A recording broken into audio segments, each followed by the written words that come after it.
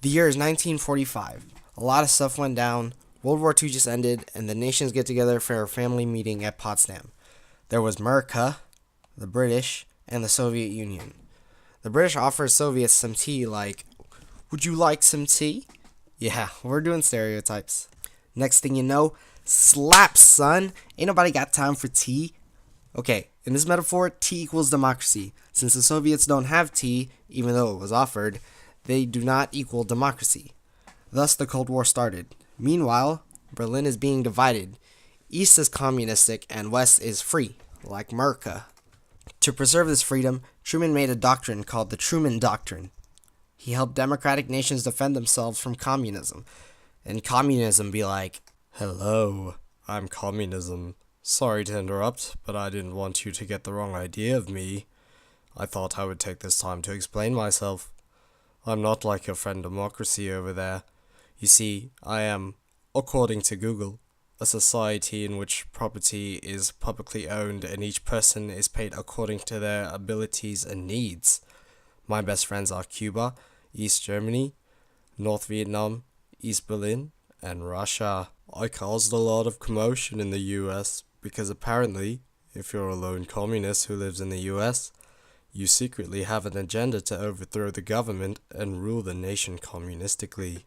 I sure gave them a scare, or should I say, a red scare.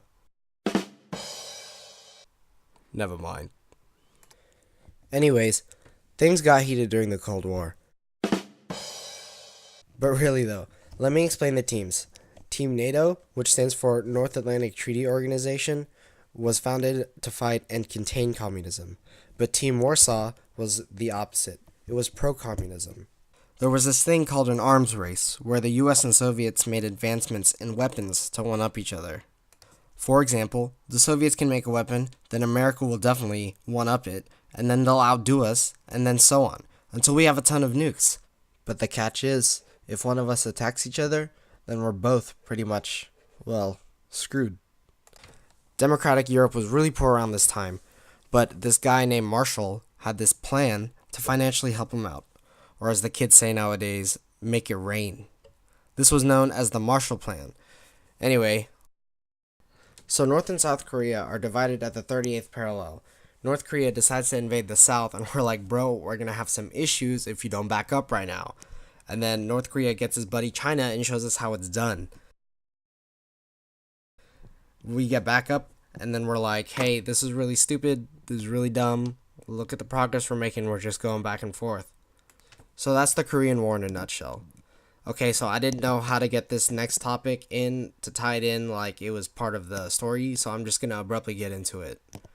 So this is Cuba. Cuba's a nice place until the Fire Nation attacked. And by Fire Nation, I mean Castro. Castro invaded Cuba, took over, got turned, and made it into a communist country. We, the US, tried to get Castro, but that really backfired. Later on, the Soviets proceeded to put nukes in Cuba, which we were not okay with. We blockaded Cuba so parts of the nukes couldn't get through. We eventually intimidated the Soviets into taking the nukes out of Cuba, and that class is the Cuban Missile Crisis. This concludes our lesson over 5.1 through 5.3.